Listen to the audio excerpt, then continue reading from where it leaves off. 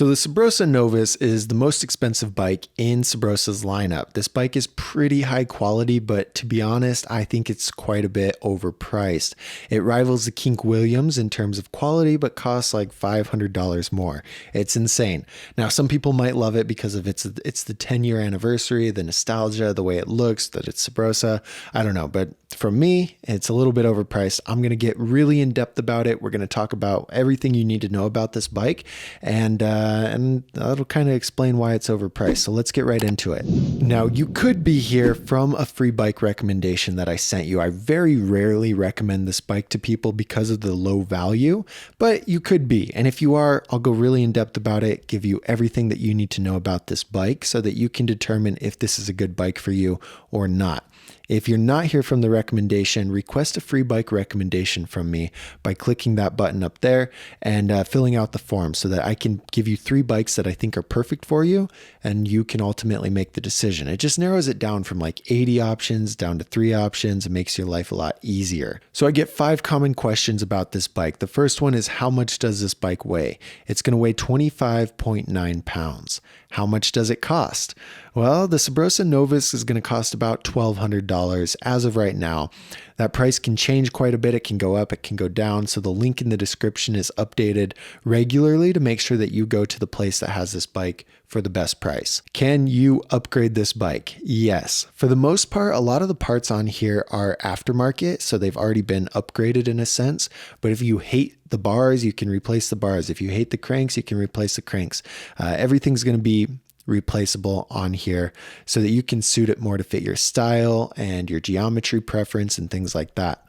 Does it come with any pegs? No. I don't know why there's a $1,200 bike running around without any pegs or any hub guards, but the Novus does not come with any of those. Now, you can buy some separately and upgrade them and put them on this bike. It's not going to be an issue, but I think for that much money, they can include some hub guards and some pegs. That doesn't seem like too much to ask. Does it have brakes? So you might see in the picture of this bike, it's pictured brakeless, as a lot of bikes are. Brakes are included with it. It's illegal not to. They're just standard Rant U brakes. There's nothing special about them. They've got a straight cable. The frame has holes drilled for gyro tabs, so you can put a gyro on here if you want to. And the brake hardware is removable. So you need hardware to mount the brakes onto the frame. This hardware is completely removable. You can take it off and have a nice clean brakeless look if you take the brakes off, but it does come with brakes. Does it come with any options? No, this bike's only available in a 21-inch top tube with a black color option. There's no other options. You can't get it in a smaller top tube. You can't get it in a different color unless you paint it yourself.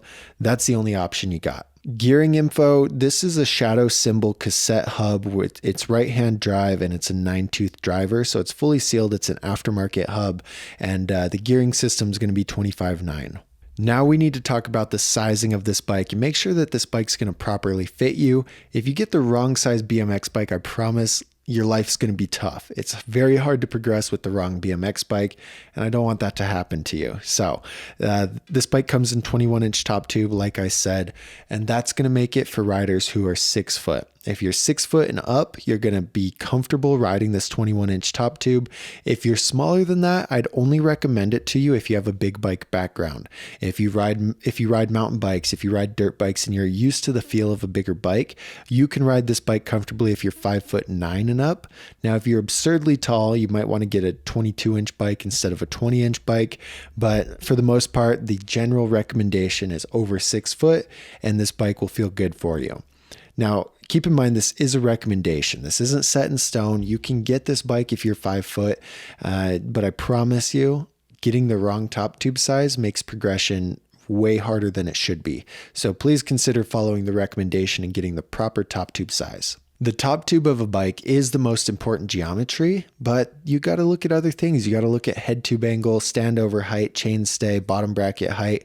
Those don't have as big of an impact as the top tube length does, but they have an impact on how your bike feels, the style of it, and things like that. So let's talk about the geometry of this frame. It comes with a 75-degree head tube angle.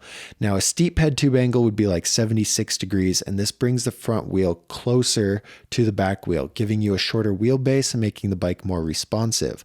A longer head tube angle or a more mellow head tube angle is like 74.5 degrees, and this brings the front wheel farther away from the back wheel, giving you a more stable and a more controlled feel.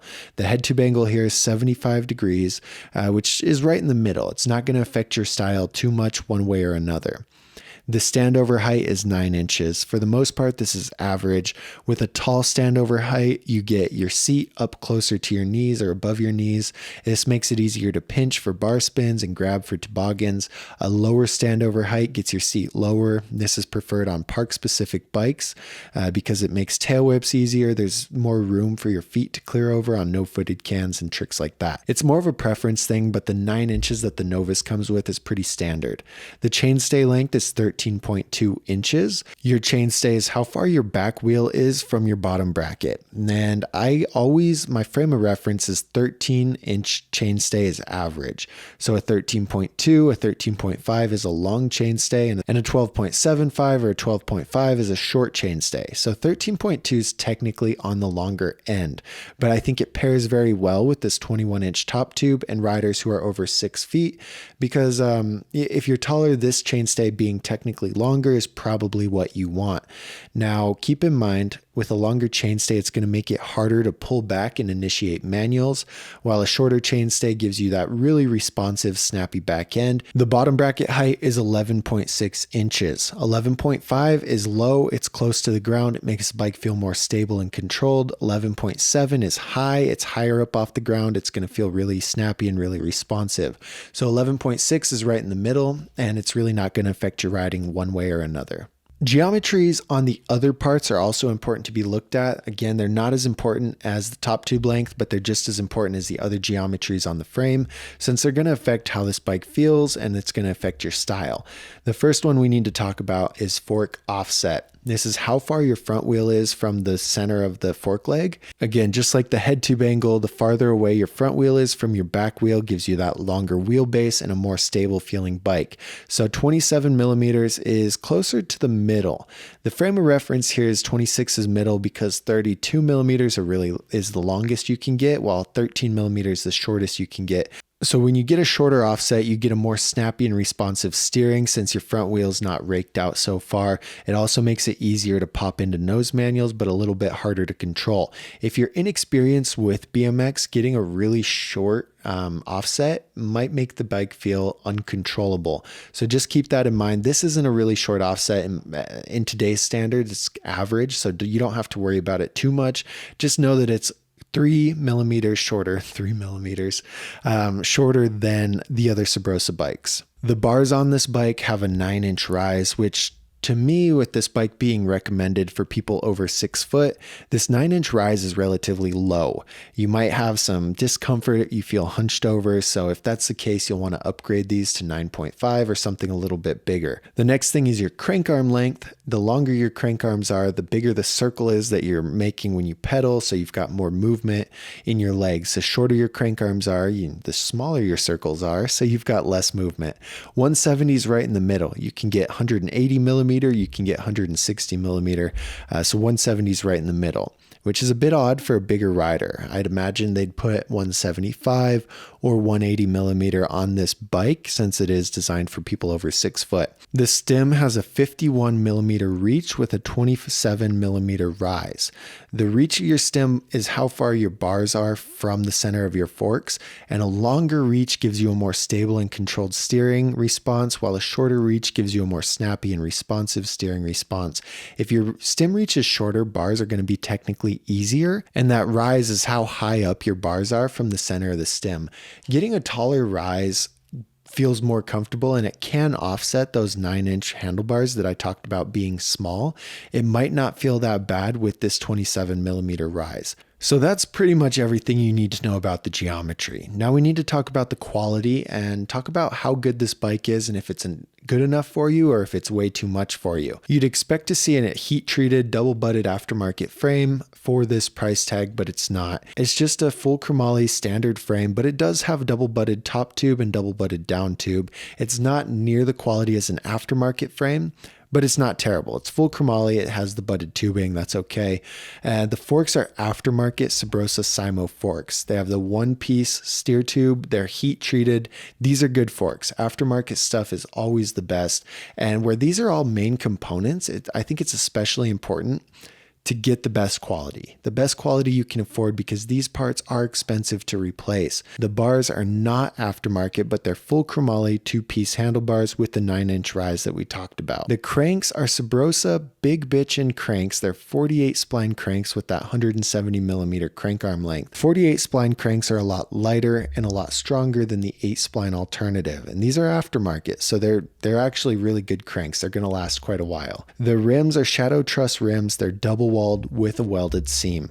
The welded seam is much better than a pin seam that you'll see, but honestly, for just a mid-level rider, you don't need a welded seam. It's overkill. For a pro-level rider, you definitely want the welded seam. And what I'm getting at is that these rims are going to outlast most people who buy this bike. These are very good rims. They're well put together. So some of the highlights on this bike are the Subrosa Barcelona 25 tooth sprocket. This is an aftermarket sprocket. The Shadow Treymone Stem is a CNC stem. It's an aftermarket stem. It's light, it's strong, it's very solid. Everything on this bike is fully sealed. It has a pivotal seat post combo, which you'd expect to see on most bikes, but you don't. They're usually one-piece seat post seat tube combos, so having this pivotal seat post combo means the seat and the seat post are aftermarket, which really isn't a big deal, but I thought it was cool and wanted to point it out.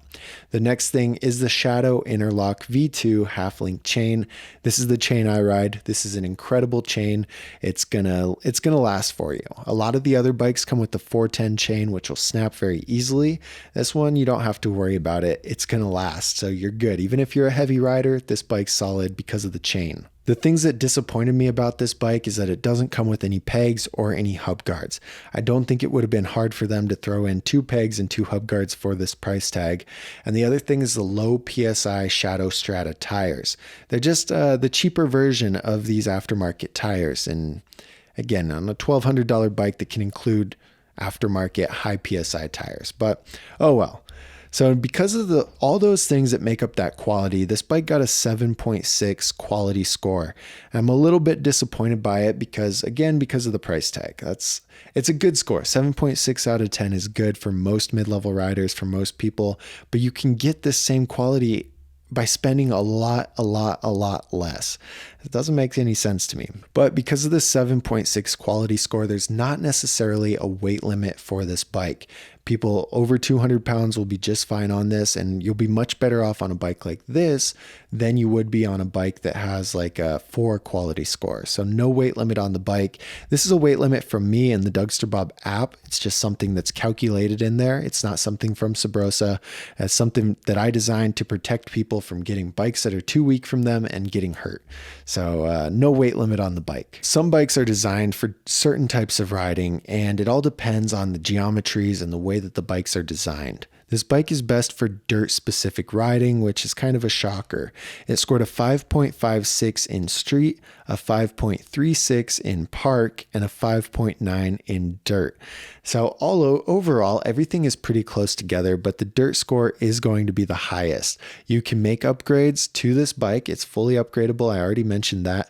And what I'm getting at is that you can upgrade this bike now to be more dirt specific, more park specific, more street specific. Depending on the upgrades you do to it, make it better for the type of riding. So if you're really not sure what kind of riding you enjoy doing, this bike is, in a sense, they're all so close together that you can get it, you can ride a little bit of everything, and then you can make upgrades to better suit your style. Score's best for dirt. Right out of the box, it's best for dirt riding, but not by much. So if someone said, hey, I just got this bike, what should I upgrade? I'd tell them the first thing you want to upgrade is the pegs and the hub guards. You need pegs, you need hub guards, at least 2 of them, unless you're riding dirt.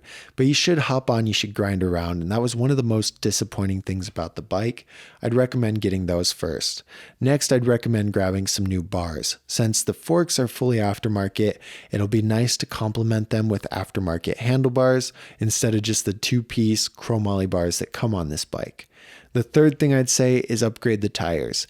These tires are the low PSI, so you're going to get high rolling resistance, and they're also pretty heavy.